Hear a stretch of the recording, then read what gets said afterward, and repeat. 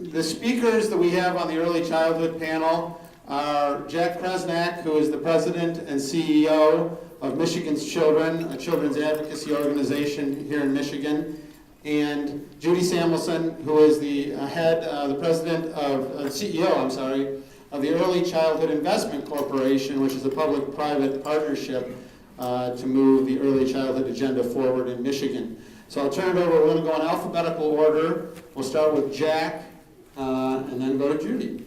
Oh, thanks very much, Peter. And it gives Judy a chance to catch her breath because she was running a little late. Perhaps I should just give a brief explanation of why I'm here. Peter, many of you probably know that I was a reporter at the Detroit Free Press for over 30 years. In the last 20 years, I covered children's issues almost exclusively. And whenever I found a young child that had committed a heinous crime, I would always research their backgrounds to see what it was that may have led them to this and how we could have intervened. And invariably, those children were the victims of abuse and neglect.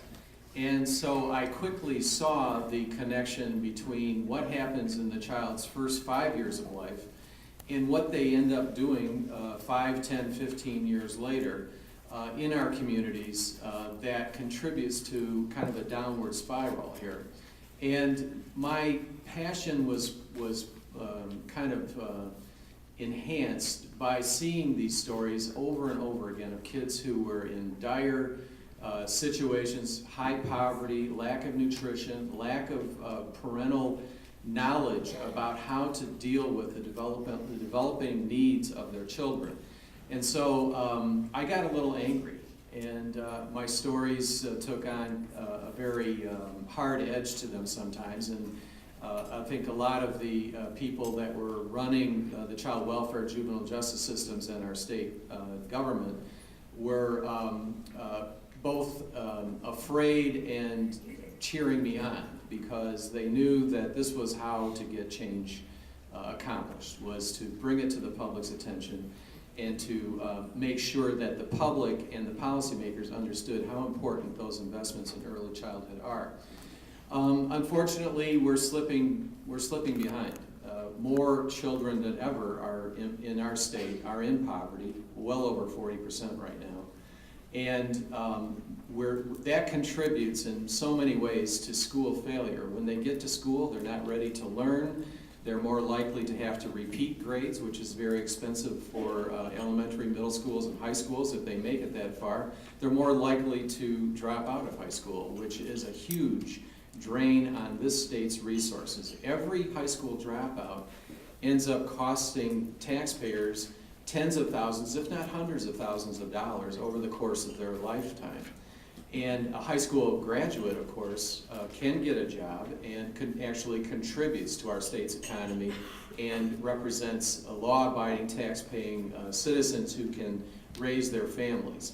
We have far too many children that are in poverty right now, and at the same time, we are knocking out the supports for those families to make sure that those children are healthy, safe, and are ready to be educated in our school systems. So it is a critical economic issue for our state to make sure that we invest in those programs that intervene in the most vulnerable population of kids. But such programs seem to be the first ones that the administration and the legislature wants to cut because they don't understand the long-term economic impact that those things have on our state.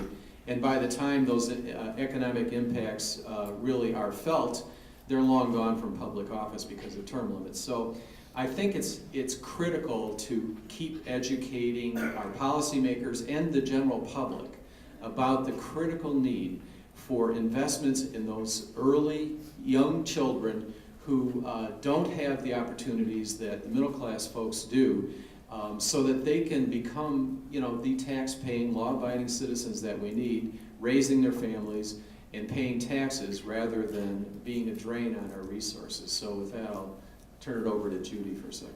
Thank you, Jen. I will stop. Well, let me make a correction, a misstatement I made. It's not 40% of children in poverty. There's 22 point some percent of children are in poverty. That's better than 1 in 5.